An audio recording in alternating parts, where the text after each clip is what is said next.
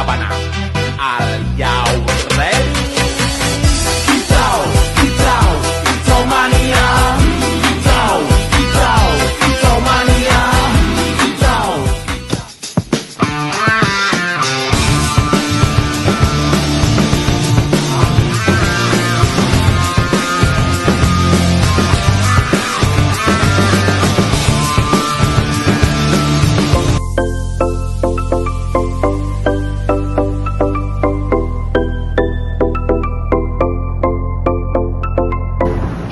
Tes DNA ni boleh tahu keturunan dan kesihatan jugalah. Menarik ni.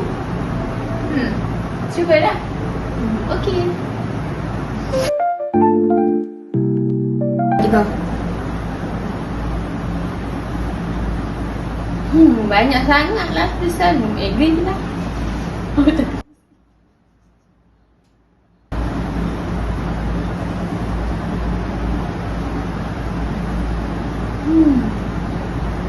Banyak yang sangat yang tulisan. Agree je lah.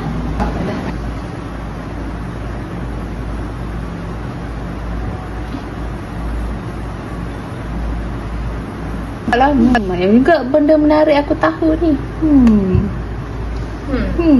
Untunglah. Kau tengok ni, macam-macam benda kita boleh tahu daripada tes DNA ni. 1 hour later.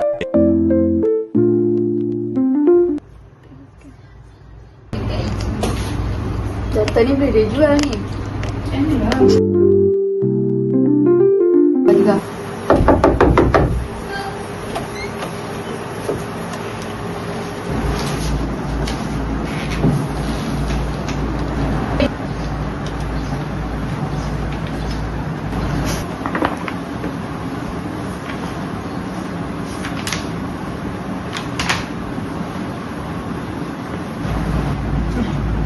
Maaf, kami tak dapat ambil awak. Kenapa puan? Sebab maklumat kesihatan anda berisiko.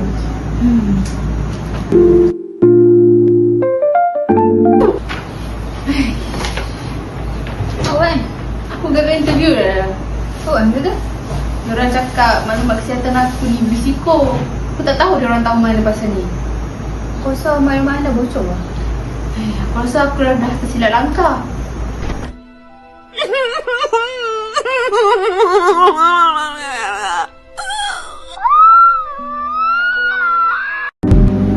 Privasi ialah hak setiap manusia, termasuk data pribadi seperti maklumat kesihatan dan DNA.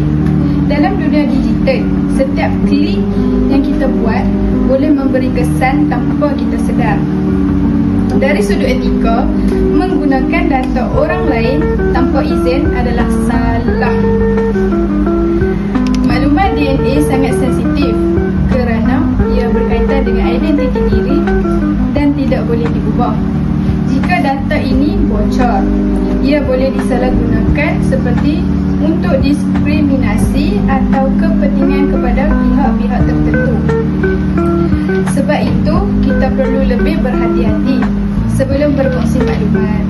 Ingat, sekali data dikongsi, ia sukar diambil semula. Privasi adalah hak kita, jadi kita perlu melindunginya.